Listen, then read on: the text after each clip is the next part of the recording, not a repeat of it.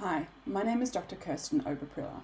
I'm CEO and co-founder of PentaQuest, an Australian-based gamification company that does work all around the world.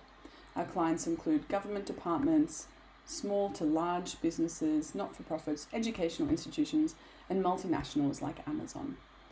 In my PhD research in applying gamification to the workplace and my everyday work, there's a few things I've learned along the way, and in the short amount of time we have together today, I'd like to share some of them with you. So first is that gamification is an effective and an innovative way to nudge behaviour. I've seen this success many times in many different cases. So investing in gamification is definitely worthwhile, and it is where the future is going. More and more people are expecting to engage with products that are designed for them, that are fun, and that are engaging. So if you're not investing in gamification, you will be left behind. The second is that gamification comes in many different shapes, sizes, and scales, and this is especially true in businesses. So you could apply gamification for content and having people learn in a more engaging, fun way.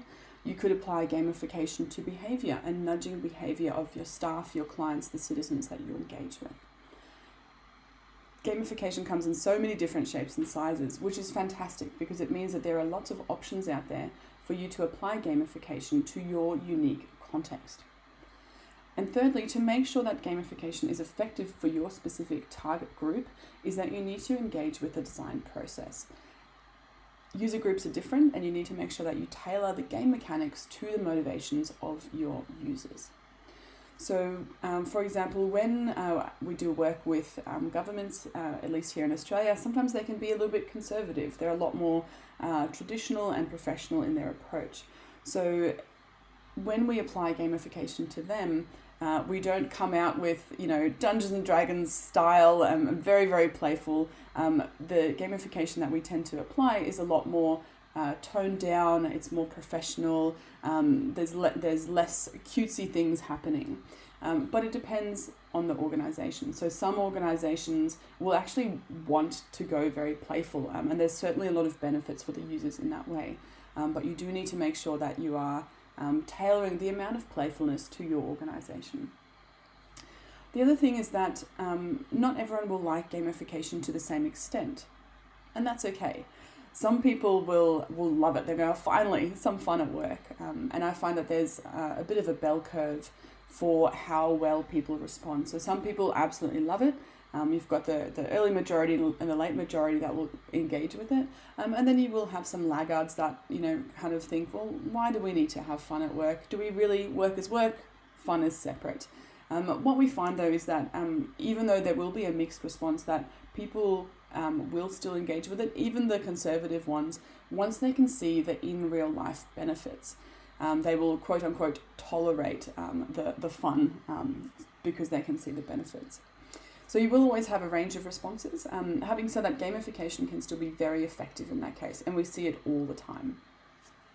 I'd also like to just share a couple of words of wisdom for you as starting along in the gamification journey.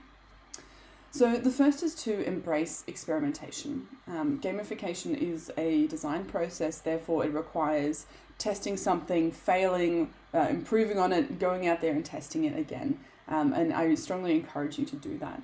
And the only way that you learn is by getting it out there. So embrace a learning mindset, an innovation mindset where failure and feedback is a very healthy, normal, and good part of that process. The second piece of wisdom I'd like to share is to get a great team. This really makes all the difference. Now, you might be just one person that needs to fulfill multiple roles, but it's better if you can have a multitude of people around you that have the skills needed to design gamification. So this would be some of the focus on the user, the gamification expertise. If it's a digital component, obviously you need some developers, UI, visual designers. If you're going really playful and you have animations and sound, then it'd be good to have somebody with those skills. So ideally over time you build a great team around you of supporters, of champions that have those different skills.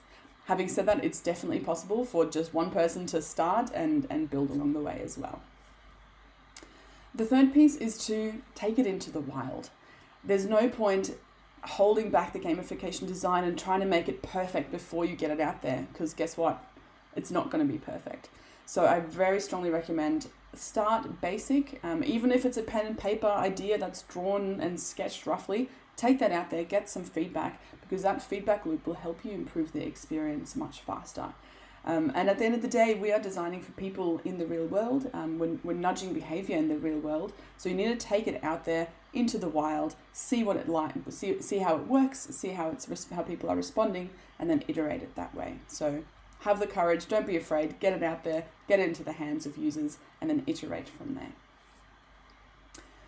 The fourth piece is about asking for help, and that's exactly what Nicole and the team have done here, is asking for help. Other people have been on this journey, before, and there's lots of academic research and studies and other experience as well. So ask for help along the journey as well. Fifth piece is have fun. At the end of the day, gamification is about fun. So go ahead, have fun with the experience.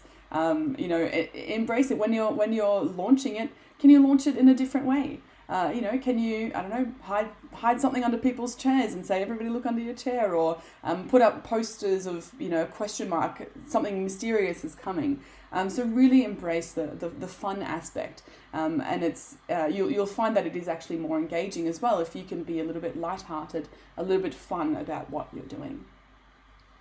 And then my final piece of advice is to share it. Gamification as an industry is growing, it's still evolving, and so I strongly recommend for practitioners of gamification to share their learnings, and so that we all as an industry can get stronger, can get better, and really mature the field of gamification. So that's it for me. I hope that that's been useful. I'm very happy to be contacted in the future if you've got any questions, but best of luck on your gamification journey. Thank you.